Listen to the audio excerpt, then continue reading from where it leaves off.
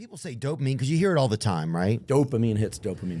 Right, you hear about dopamine, you're getting dopamine out of that. So what is it? It's something that's in your body naturally?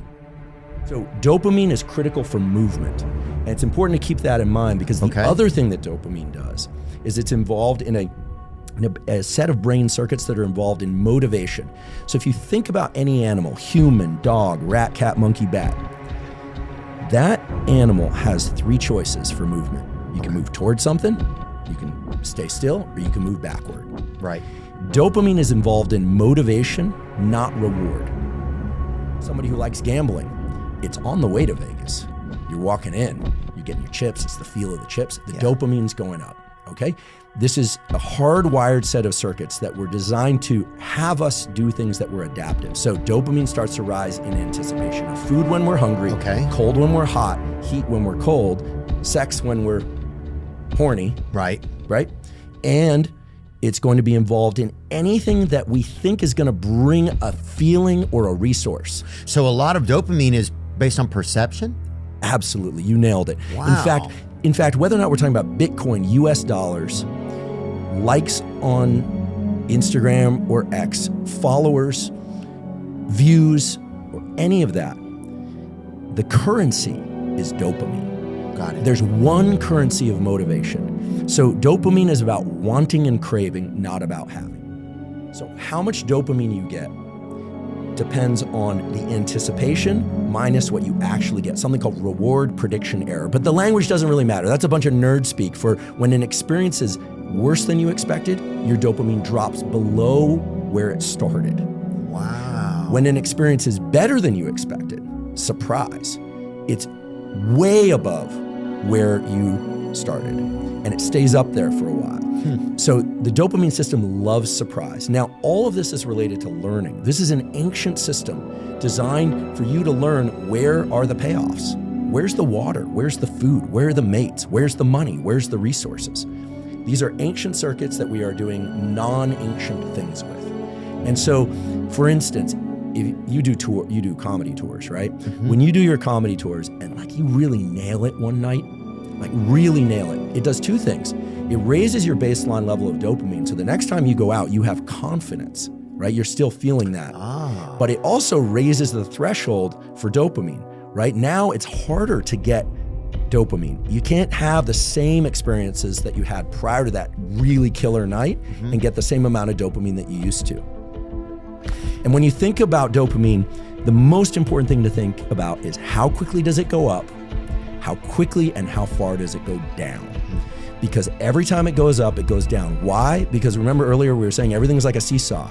If you feel motivated, there is, and this is so important for people to understand, especially people with compulsions, addictions, and this kind of thing, the better it feels, the lower you're gonna feel afterwards, and the longer it will take you to get back to baseline. Methamphetamine is a huge rapid increase in dopamine. Then what happens? How much do we get off that? Bring it up real quick. I just want to see what is so it's how fast it occurs. It occurs within minutes.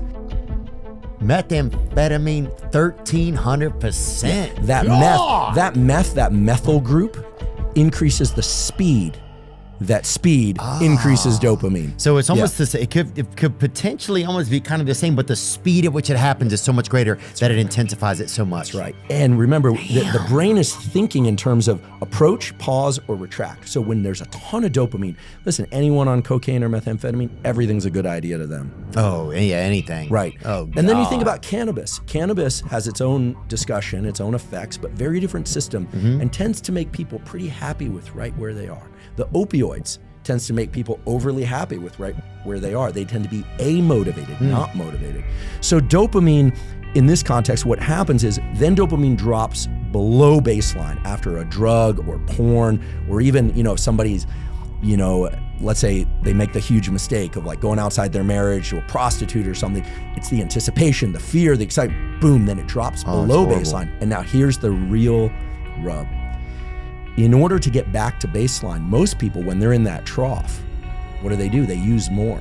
But each time they use, while they're in that trough, when dopamine is low, this is the key thing, when dopamine is low, no matter how much you do of that substance, no matter how much you engage in that behavior, that dopamine is going to have less and less of an effect, and it's not even going to get you above baseline. Wow. You have to wait. The period of abstinence is when these circuits return to normal.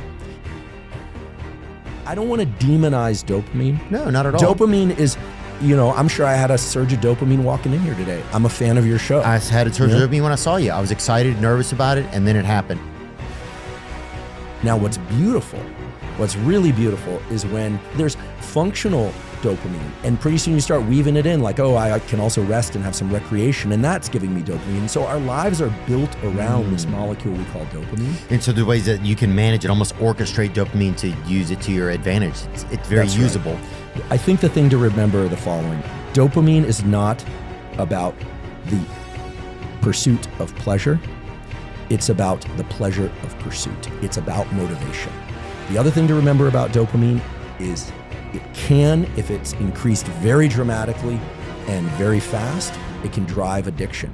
And I define addiction as a progressive narrowing of the things that bring you pleasure. A great life is where many, many things bring you pleasure. Yeah. And then perhaps the most important thing for people, especially if they're concerned about porn, gambling, internet use, or whatever, even if they're not a full-blown addict, if they're just kind of feeling like a slave to everything going on, just everything, highly processed foods, all of that, is that any high amount of dopamine that comes to you without effort before it will eventually destroy you. I'm not a huge UFC fan, but I've been to a few fights and it's fun. And I see you guys down there in the front row and this kind of thing. Look, someday I imagine, given my friend set and given my interests, maybe I'll just buy a ticket and it'd be a great thrill, right? But if I were a kid and I suddenly were just planted there every single night, guess what? You move one row back, it's gonna feel like bad seating.